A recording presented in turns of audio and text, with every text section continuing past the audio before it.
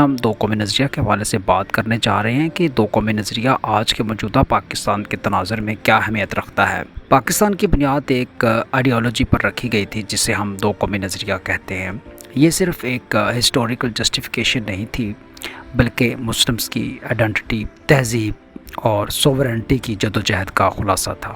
آج جب پاکستان کو وجود میں آئے ہوئے 7 دہائیاں گزر چکی ہیں تو ایک سوال پھر سے جنم لیتا ہے، کیا دو قومی نظریہ آج کے پاکستان میں بھی اتنی ہی امپورٹنس رکھتا ہے جتنی کریشن آف پاکستان کے وقت تھی؟ آئیے اس نظریے کا جدید پاکستان کے تناظر میں دوبارہ جائزہ لیتے ہیں۔ دو قومی نظریہ ٹو نیشن تھیوری کی ابتدا اس وقت ہوئی جب سب کنٹیننٹ میں مسلمانوں کو خدشہ ہوا کہ ہندو اکثریت کے سائے میں ان کی شناخت مٹ سکتی ہے۔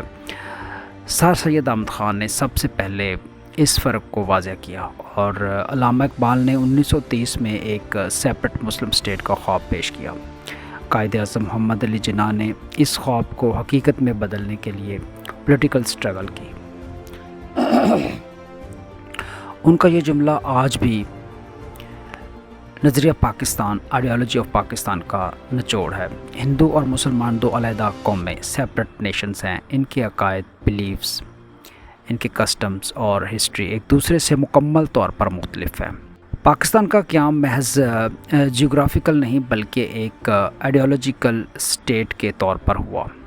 دو قومی نظریہ واضح کرتا ہے کہ پاکستان کا وجود اسلام کی بنیاد پر ہے، ایک ایسا ملک جہاں مسلمان اپنی تہذیب یعنی کہ کلچر، ریلیجن اور ویلیوز کے مطابق زندگی گزار سکیں۔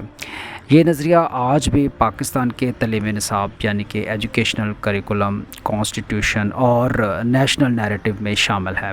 پاکستان میں زبانوں یعنی کہ لینگویجز، ایتھنیسٹیز یعنی کہ قومیتوں اور کلچرز کا تنوع، ڈائیورسٹی پایا جاتا ہے، لیکن دو قومی نظریہ نے ایک مشترکہ شناخت یعنی کہ شیئرڈ آئیڈینٹی اسلامک پاکستان فراہم کی، جس نے تمام فرقوں کو ایک نعرے میں جوڑ دیا۔ پاکستان کا مطلب کیا؟ لا الہ الا اللہ۔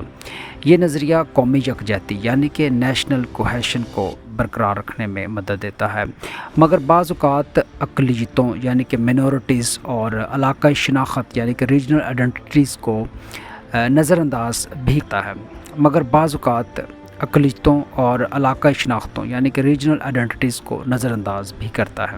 دو قومی نظریہ نہ صرف انٹرنل آئیڈینٹی کا حصہ ہے بلکہ فارن پالیسی میں بھی اہم کردار ادا کرتا ہے، خصوصاً انڈیا سے تعلقات اور کشمیر کے مسئلے میں۔ پاکستان کا موقف ہے کہ چونکہ کشمیر مسلم اکثریتی علاقہ یعنی کہ مسلم میجورٹی ریجن ہے، اسے پاکستان کا حصہ بننا چاہیے۔ ہر سال 5 فروری کو یوم یکجہتی کشمیر سولیڈارٹی ڈے اسی نظریاتی بنیاد پر منایا جاتا ہے۔ پاکستان کا کانسٹیٹیوشن اور لیگل سسٹم دو قومی نظریہ کے اصول پر قائم ہے۔ آئین میں اسلام کو اسٹیٹ ریلیجن قرار دیا گیا ہے اور اسلامک پرنسپلز کی روشنی میں قانون سازی کی ہدایت دی گئی ہیں۔ فیڈرل شریعت کورٹ اور کونسل آف اسلامک آئیڈیالوجی جیسے ادارے اس نظریہ کے تسلسل کی علامت ہیں۔ اگرچہ دو قومی نظریہ نے پاکستان کی بنیاد رکھی، لیکن اس کے بعض پہلو آج چیلنجز پیدا کر رہے ہیں۔ بنگلہ دیش کی علیحدگی نے یہ سوال اٹھایا کہ کیا صرف مذہب قومیت کی بنیاد بن سکتا ہے؟ اس طرح اقلیتوں کے حقوق، مینورٹی رائٹس، سیکٹیرینزم اور نظریے کا سیاسی استعمال بھی تنقید کی زد میں ہے۔ یہ نظریہ اگر نیرو مائنڈڈنیس میں تبدیل ہو جائے تو نیشنل سولیڈارٹی کو کمزور کر سکتا ہے۔ آج کے دور میں کئی مفکرین اس نظریے کی اثر نو تشریح یعنی کہ ری انٹرپریٹیشن پر زور دیتے ہیں۔ ضرورت اس بات کی ہے کہ اسلامی تشخص یعنی کہ اسلامک آئیڈینٹی کے ساتھ ساتھ شہری حقوق، سیوک رائٹس، ڈیموکریسی اور انکلوژن آف مینورٹیز یعنی کہ اقلیتوں کی شمولیت کو بھی اہمیت دی جائے۔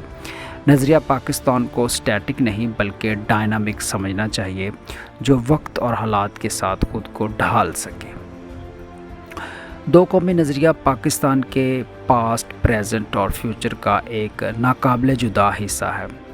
یہ نظریہ ہمیں اپنی آئیڈینٹی کا شعور دیتا ہے، لیکن اس کی کامیابی کا انحصار اس بات پر ہے کہ ہم اسے یونٹی، ٹالرنس اور پروگرس کا ذریعہ بنائیں، نہ کہ ڈویژن کا، تفرقے کا۔ وقت آ گیا ہے کہ ہم اس نظریے کو صرف ماضی کے طور پر نہیں بلکہ حال کے پاکستان کے لیے ایک گائیڈنگ پرنسپل کے طور پر سمجھیں۔ Thank you very much.